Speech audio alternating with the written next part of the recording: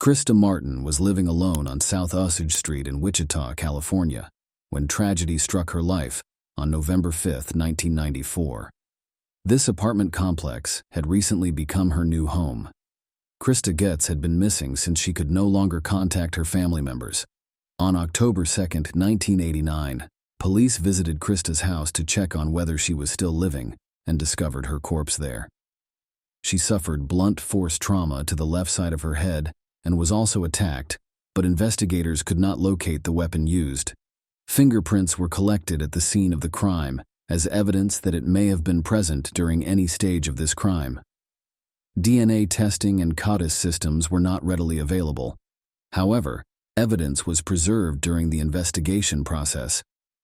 Police reported a domestic disturbance near Krista's house about 1 week prior to her death that involved threats being made against her life and property. Police were unable to link Krista's murder between 1990 and 1992 to this incident. A case detective submitted information to an FBI crime lab in hopes of identifying potential suspects. However, this failed, and the investigation remains open. In 2009, DNA evidence was submitted for analysis to the Sedgwick County Regional Forensic Science Center, which produced an alleged suspect profile without any matches to any CODET database. In 2020, the police department of Wichita utilized cutting-edge technology and requested assistance from the FBI in reviewing DNA evidence collected since 1989. They joined forces with OM to determine whether advanced DNA testing could assist them in identifying an attacker. OM Laboratories of Woodland, Texas, was used to conduct DNA tests on evidence collected by forensics, creating a complete DNA profile of the suspect in question. Once this process was successfully concluded, this DNA sample was sent over to the FBI's forensic genealogy team in order to generate new investigative leads. In 2021, a group comprised of a witch cold case detective and an FBI special agent embarked on a mission in Alabama and Arkansas, alongside federal agents from Maryland. Tasked with conducting extensive interrogation sessions and gathering additional evidence in order to solve the case, their task consisted of conducting rigorous interrogation sessions and gathering any additional evidence they might require to solve it. By April 2023, it had become apparent that Paul Hart was an individual to investigate after it was learned he died in an automobile crash in Memphis, Tennessee, in March 1999. In June of 2023, a Witch Police Department detective and FBI special agent traveled to Arkansas, where they collected additional DNA samples taken from family members of Paul Hart for further analysis through tests. Their investigators confirmed their suspicion that Paul was indeed responsible for Krista's murder. Mullen noted that by spring 2023, we had identified an individual family via genetic genealogy. Their core family has no known connections to witches. They weren't witches. In fact, they came from Arkansas. I asked what the link between witches and these individuals was, since none lived nearby, and what could possibly be behind this connection. Together we started investigating their family tree. As we explored their family tree, we came across one individual who lived among witches in 1989. After Krista Martin's murder in October, that individual left them and returned home, without leaving any records behind of themselves, or knowing anything more about themselves, or where he may have gone next. No information could be found regarding him at that point in time. Krista's relatives have been asked if this name sounded familiar. There was no doubt when the initial investigators reviewed their investigation file in 1989 or more recent investigations. No mention was ever made of this person by anyone involved between then and now. Krista Martin lived nearby. Her body was later discovered 6 houses away. Vander Mullen pointed out that had this been someone from Krista's social circle, it could have been discovered more quickly. However, since her detectives had no way of knowing who they were looking for at first, this made me shudder, knowing it could still exist out there somewhere. Unbeknownst to us, until recent months, 2 young adults living at the same address began meeting and apparently have no common ground. According to all accounts I've tracked so far, it seems as though their meeting was entirely coincidental and they simply happened upon each other by chance. What exactly caused it remains a mystery that may never be answered. What we discovered was that Christo was an extremely outgoing individual, frequenting local bar establishments and making friends wherever she went. Christo would often accept rides home from new acquaintances whom she had just met, inviting them all over to her home afterwards. Vander Mullen expressed confidence that this case will demonstrate his department's willingness to handle cases until they no longer require being handled by Mark Bennett, the county district attorney who also attended. He stated that after police presented details regarding Paul Hart to Bennett, he was able to ascertain charges would be brought in his event of his survival, thus concluding the case. Law enforcement officials shared with me their work on the investigation, and once they had obtained as much evidence and drawn all possible conclusions using help from the Forensic Science Center, they reported it back to me as they would any other case. After hearing all the evidence and information compiled as well as conclusions drawn based on DNA analysis, it became apparent to me that I would have pursued this case had the suspect been alive to file charges against him. Ember Moore, Martin's niece, thanked all the investigators and volunteers involved in solving the mystery at a press conference held today. I am immensely relieved to know that we can move forward, secure in knowing that the perpetrator has no chance to harm us or ourselves again. She urged us all to express our sincerest appreciation to everyone involved in bringing justice to Krista's story. She deserved much more from life than was left for her to experience. Granby, a charming small town nestled in the heart of Colorado, boasts a wealth of artistic and cultural attractions that draw in residents and tourists alike. The town is a haven for adventurers seeking the thrill of mountain life, surrounded by the laughter of those who call Granby home. However, beneath the picturesque facade of this tranquil town, a dark and horrifying incident marred its history in 1978. On November 15, 1978, a group of children were innocently playing along a logging road just off Amherst Road, about 15 miles from Springfield in Granby. Their carefree day took a sinister turn when they stumbled upon an ominous sight hidden beneath a pile of leaves, concealed beneath a log.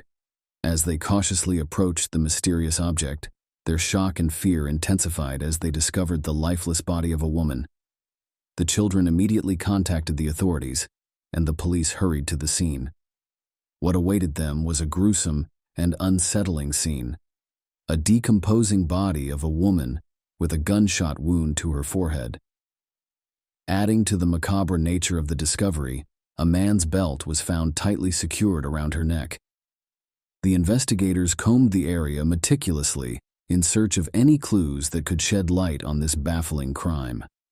Yet their efforts were thwarted by the absence of a wallet, pocketbook, or any form of identification that could offer a lead to identify the victim. The body was swiftly sent for an autopsy, and the medical examiner's office confirmed the harrowing details of the woman's demise. She had been fatally shot in her temple, and the estimated time of her death pointed to a range between June and August. Beyond that, she remained an enigma, an unidentified woman between the ages of 19 and 27, standing at 5 feet 4 inches tall, with dirty blonde hair. The sole piece of evidence, the man's belt used to drag her body into the woods, did little to narrow down the pool of suspects or provide clues to her identity. Granby's police chief, John R. Kirchhoff, shared with the media that very little remained of the victim's body, which had undergone extensive decomposition. Almost all that remained was her skeletal structure. With so little to go on, the investigators had to rely on the details they could extract from her clothing. She wore a blouse, blue jeans, and shoes, all sized 14 to 16, indicating a chunkier build. Her clothing suggested that she might have been a young woman, but it lacked any tags or labels that could provide a lead. Despite the lack of concrete information, her clothing played a crucial role in engaging the public. The most significant detail was the short-sleeve pullover blouse, size 14, adorned with a green swan embroidered on the front and a green imitation suede collar. Additionally, a gold ring adorned one of her fingers, possibly a wedding ring. The authorities scoured recent missing persons reports to find a match but came up empty-handed. Furthermore, the victim's dental examination revealed a noticeable decay in her front teeth, prompting a search for dental records among the recently reported missing persons. Unfortunately, this endeavor yielded no results. The location of the discovery off Amherst Road near Route 116 raised the possibility that the victim might have been connected to one of the 5 colleges accessible via this route. The investigators delved into this avenue of inquiry, scrutinizing the student records of Mount Holyoke College in South Hadley, the University of Massachusetts, Hampshire and Amherst colleges in Amherst, and Smith College in Northampton. Regrettably, no reports of a missing female student match the victim's description. As their leads dwindled, a glimmer of hope emerged when a motel operator contacted the authorities, believing that the description of the victim's body matched that of a woman who had checked into their establishment in early 1978. Promptly, the police located this woman, who was still alive and in good health. The mystery of the unknown woman persisted, and she became known as the Granby Girl. Over the years, sporadic leads would surface only to fizzle out, leaving the Granby Girl's identity shrouded in obscurity. In September 1998, nearly 2 decades after her tragic death, a group of Granby residents gathered at her resting place in the cemetery. They raised $500 to replace the wooden cross marking her grave with a permanent marker bearing the inscription, "Unknown, November 15, 1978, in God's care." It stood as a poignant symbol of a community's enduring care for an unnamed woman, whose hopes, dreams, troubles, and anxieties remained forever concealed from the world. Fast forward to 2021, and a new ray of hope illuminated the case. Detectives reached out to Othram Laboratories, a Houston-based corporation specializing in forensic genealogy. Through their expertise, a DNA profile was successfully constructed for the Granby Girl. Detectives reached out to Othram Laboratories, a Houston-based corporation specializing in forensic genealogy. Through their expertise, a DNA profile was successfully constructed for the Granby Girl. When compared against the national database, it yielded a match to a woman residing in Maryland. Astonishingly, this woman revealed that her aunt had disappeared in the 1970s and was willing to provide more information about her aunt's disappearance. The trail led to Matthew Dale, who shared a pivotal connection to the Granby Girl. He disclosed that his mother, Patricia Ann Tucker, had gone missing in 1978 when he was a mere 5 years old. The police explained the circumstances surrounding the Granby Girl, and Matthew agreed to provide his DNA sample in the hopes of finding his long-lost mother. In a matter of hours, the results confirmed a parent-child relationship between Matthew and the Granby Girl, finally providing closure to a 43-year-old mystery. Patricia Ann Tucker, born on July 28, 1950, was officially identified as the Granby Girl. Patricia had gone through multiple marriages and bore different last names such as Heckman and Dale. However, at the time of her tragic demise in 1978, at the age of 28, she went by the name Patricia Coleman. She had married Gerald Coleman just a year before her untimely death, and they had made their home along the eastern shore of Lake Pocatapog in East Hampton, Connecticut. Following her disappearance, many in her family speculated that she had fallen in with a dangerous crowd, and some believed she had entered a witness protection program.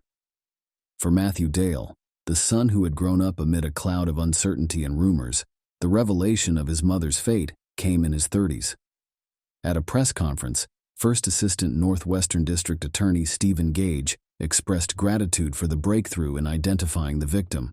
He commended Othram Laboratories for their remarkable technological advancements in DNA analysis. However, he emphasized that the investigation into the murder would not rest until the perpetrator was brought to justice. While they lacked direct evidence, Gerald Coleman, Patricia's husband at the time of her death, was considered a person of interest. Strangely, he had never reported her disappearance to the police, casting a shadow of suspicion over his involvement. Gerald Coleman, convicted of sexual assault, battery, indecent assault, and assault with a dangerous weapon, passed away in prison in 1996. His death deprived the investigators of the opportunity to question him about Patricia's murder while he was still alive. Now they turn to the public, urging anyone with information about the case to come forward and assist in finally closing the chapter on this horrifying crime. Matthew Dale, the son who had long yearned for answers, expressed his gratitude to the diligent detectives, saying, "Thank you for never giving up on her. At least I have some answers now after 44 years. It's a lot to process, but hopefully the closure can begin now." While he possessed few mementos of his mother, including a single photograph, a lock of his hair she had kept, a baby book she had lovingly created, and a small tapestry she had painted during his childhood, he remained committed to honoring her memory. He remarked, "What I want to do is have a new gravestone made for her. She deserves to have her name on it." In conclusion, the long-standing mystery of the Granby girl, an unidentified murder victim found in 1978, has finally been resolved through advanced DNA analysis and the determination of investigators. Patricia Ann Tucker, a woman who had gone missing and was presumed dead, has been identified as the Granby girl. While this revelation brings closure to her son and the community, the search for her killer continues, with hopes that justice will eventually be served. Patricia's tragic story serves as a reminder of the enduring commitment of law enforcement and the power of science in solving cold cases that have haunted communities for decades. On July 26, 1974, in Provincetown, Massachusetts's Point Dunes area, a 12-year-old girl was observed following a barking dog and coming across the body of an animal that had recently passed. Remains of a body were discovered near a riverbank, with numerous insects present nearby. 2 sets of footprints led directly to it, while tire tracks could be seen up to 50 yards away.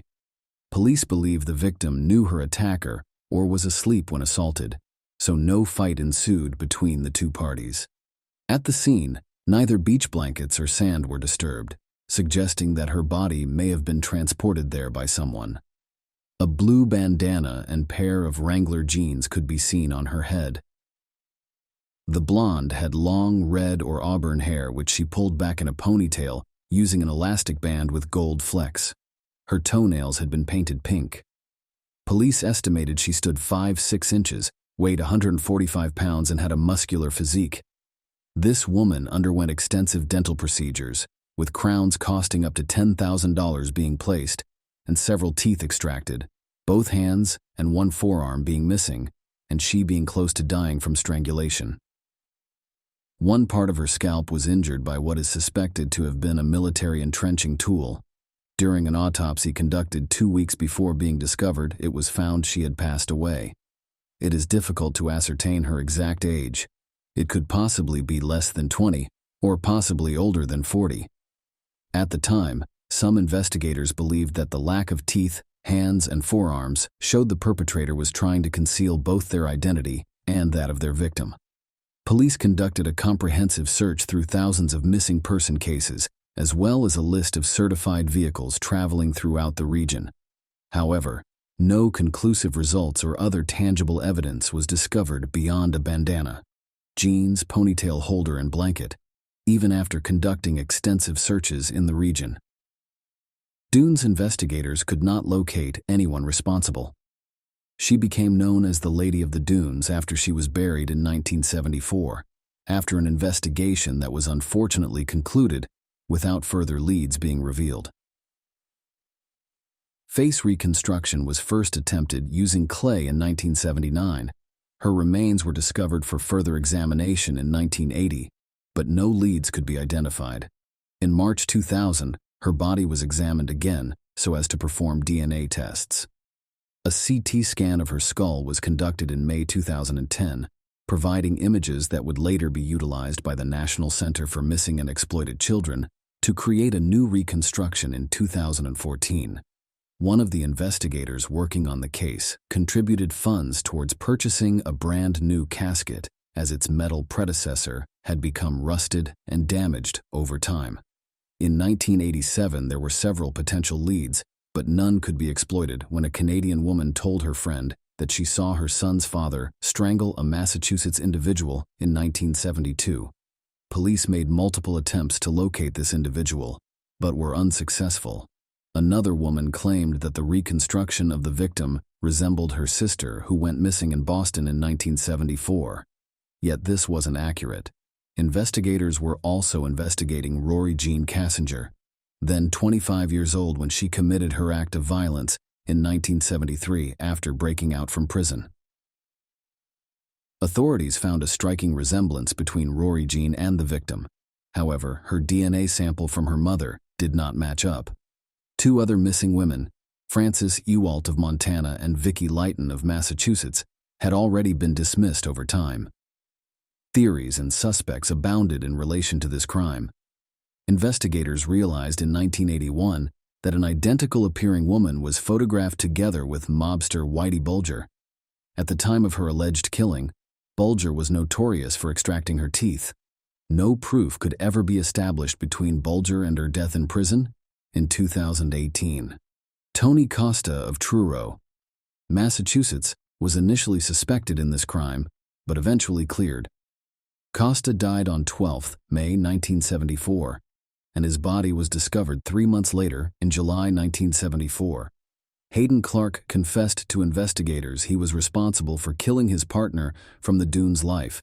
However, the authorities soon learned he suffered from schizophrenia with paranoia, which can cause someone to lie about their confessions of crimes committed. In 2004, Clark wrote to one of his close friends informing them that he had murdered the body of a woman on Cape Cod, Massachusetts, and included 2 drawings, one depicting an image of her lying prone and another detailing where the body had been discovered in April 2000. Clark led police to an area he claimed he had murdered 2 individuals. 20 years before his declaration that he had killed several more individuals between 1997 and 1990 in several states, investigators were unable to definitively link him with the murder of Dunes' woman. In August 2015, it was speculated that this lady may have been an extra in the film of the same name, filmed at Martha's Vineyard between May and October 1974 in Mana Village, approximately 100 miles south of Provincetown. Joe Hill, son of horror writer Stephen King, brought this incident to police attention after reading The Skeleton Crew. While viewing its 4th of July beach scene a few weeks ago, Hill noticed a woman dressed similar to those found on Stephen King's body, wearing blue jeans and bandanas similar to those found on Hill's own body. Hill contemplated what would happen if an unidentified child victim from a film, like one of Hollywood's cult summer classics, were seen by millions without realizing they were looking at her. An investigator leading this case has expressed interest, yet others dismiss it as mere speculation and unsubstantiated claims. In 2022, remains of a skeleton were brought to AAM for examination. After studying these remains, a DNA-based profile was created that allowed researchers to locate distant relatives as well as identify who died. In October 2022, the FBI field office in Boston officially named Ruth Marie Terry as their victim and provided no details or indication that any potential suspects might not have been present at the time of her murder. The FBI announced that Ruth's identity had been established through their investigative genealogy method used to track down unidentified victims and over 150 criminals. Ruth Marie Terry was born September 8, 1936, in Whitewell, Tennessee to Johnny and Eva Terry. However, Eva died at 23 after becoming pregnant after an unplanned marriage and giving birth in 1957. Ruth relocated from Whitewell to Leonia, Michigan for work with Fisher Bodie Automotive, but due to financial issues was unable to support Richard properly. Ruth agreed to permit Richard Hannett Sr., the head of her workplace, to adopt her son as part of their agreement to cover Ruth's expenses once that process had concluded. Once completed, Ruth left Leonia and relocated to California. Ruth attempted to contact the son she gave birth to in 1972, but due to an overdose of drugs, he wasn't ready. On February 16, 1974, Ruth married Rockwell Maven, who was an antique stealer from Reno, Nevada. Just months prior to her passing away, Ruth and Maven visited family in Whitewell. Brittany Novin-Gonski observed that Ruth did not act herself when in Maven's company and displayed possessive tendencies. After traveling to Chattanooga to visit Ruth Maven and Maven's half-brother Kenneth, as well as Carol, who had moved there after Ruth died, They remembered hearing Ruth Maven tell Kenneth and Carol that they planned on visiting America to search for antiques. Kenneth noted that Maven discussed moving Ruth back to Tennessee after reporting her disappearance from California. Kenneth mentioned they discussed making plans to go there when on their journey together during summer 1974. Maven traveled back from Tennessee to inform Ruth's family of Ruth's whereabouts. Jan Terry, Ruth James's sister-in-law, claims he stayed only briefly and told the family they weren't sure of Ruth's whereabouts. To locate Ruth James himself, her brother went to California and hired an investigator from a private firm. Ruth's family were advised by Ruth's private investigator that she had left the country of her own free will following involvement with religious cults over 2 decades prior to being investigated. All her belongings would be sold off. Ruth had been listed in family members' obituaries as deceased, leading some to suspect she may have entered witness protection and be unable to communicate with them. On November 2, 2022, some family members suspected Ruth may be part of such an arrangement. Massachusetts State Police released information regarding Rockwell Maven, Ruth's husband-to-be, who was born October 27, 1923, and died March 14, 2002. Maven was adopted by Abram Albert Zadorsky, Maven, and Sylvia Lily Silverblatt. Malavin had an older brother named Michael J. Maven.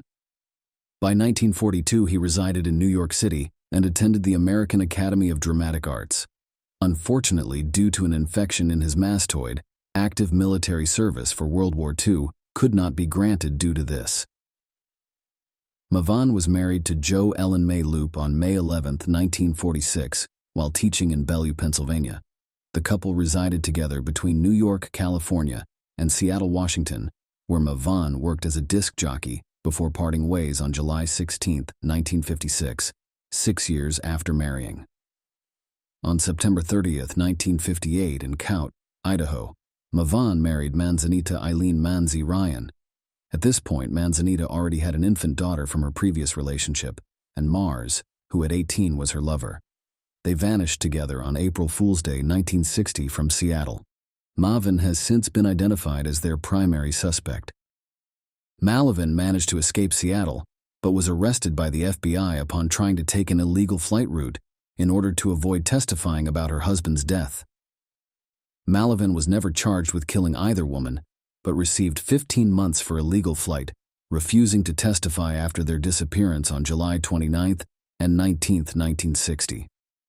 Soon afterwards, he married Evelyn Marie Emerson of King County, Washington, before having another wedding ceremony on 10 August 1963 in Los Angeles, with Evelyn Marie Emerson's family for another $10,000 debt they incurred when her disappearance occurred in 1961. Malavin then faced larceny charges related to this fraud committed while Evelyn Marie Emerson was missing from Los Angeles. He was found guilty on all 3 charges and given a 15-year sentence, but in March 1962, his punishment was suspended with the condition that Maven pay back all money collected illegally. Ann Rule's 2007 novel True Crime features an extended examination of Maven's second spouse and daughter, and attempts by police to link Malavin with crime.